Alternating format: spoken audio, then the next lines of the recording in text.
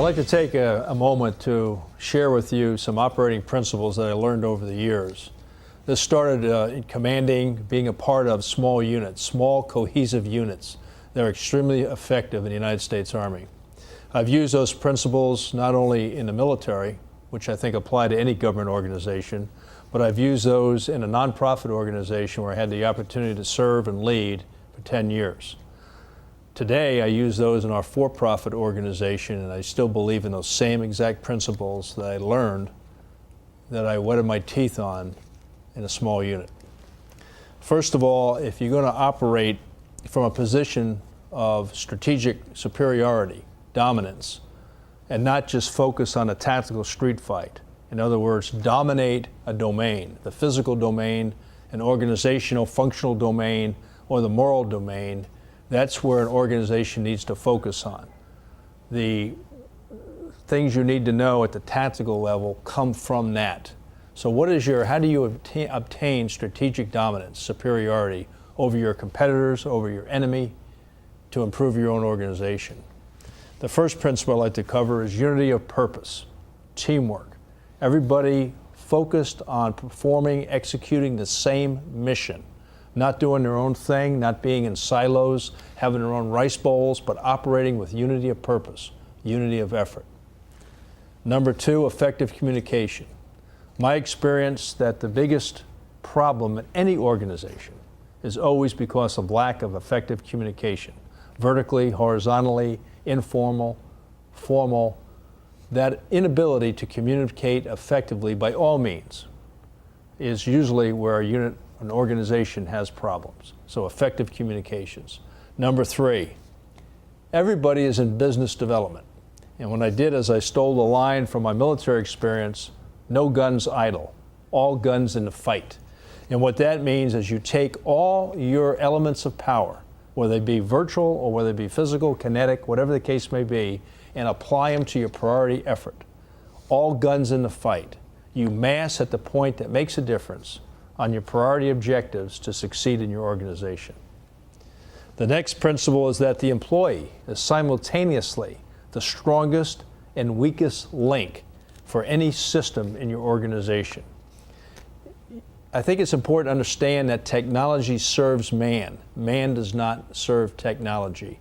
And if you don't get the right people, train them properly, get the right cut of cloth to serve in your organization, you're at a disadvantage immediately.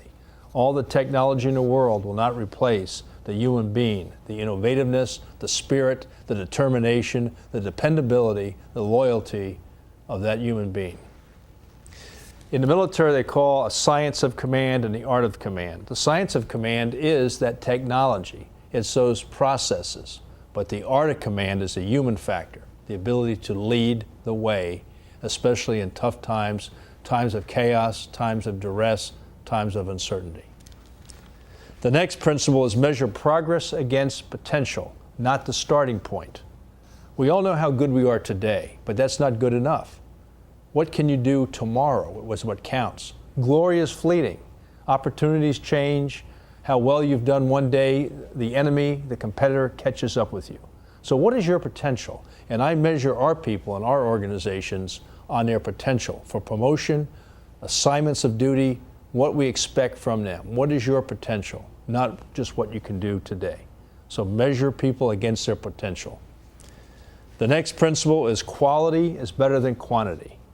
I would take a 9-man squad with World War II Garand M1 rifles any day if they were the right people that were trained to standard, that would go that extra mile with me in a fight. And I would beat any high-tech squad on the battlefield that was untrained, did not have a sense of purpose, did not have the spirit of teamwork. I would defeat them. So it's all about quality. Quality is better than quantity. The next principle is one of my favorite from special operations days, and that is when the terrain varies from the map, you gotta go with the terrain. And it's like plans always fail. Plans are infallible. You know, you spend all this time and come up with a great business plan, a great tactical plan in the military, but things happen on the battlefield. Murphy is there. So when the terrain forces you to change your approach Be nimble, be adaptable, have a flexible organization that can do that and go with the terrain every time. Next, leadership is the cause, all else effect. That doesn't mean that someone's in charge of no one else but themselves is not a leader. Everybody can be a leader. But the point is, leadership is the glue that brings it all together. Leadership is the cause. And with good leadership, everything else falls into place. Leadership is the cause, all else effect. And the last point I'd like to make is that it's important to have the mindset, the spirit, to be the hunter, not to prey. Thanks very much for your time, and I hope that you have an opportunity to use these principles. Many of you probably have the same ones, but they have done me justice throughout my career, both in the government, the nonprofit, and the for-profit sectors. I look forward to joining this band of brothers as they develop leaders in your area of influence. Join the Dream Builder team.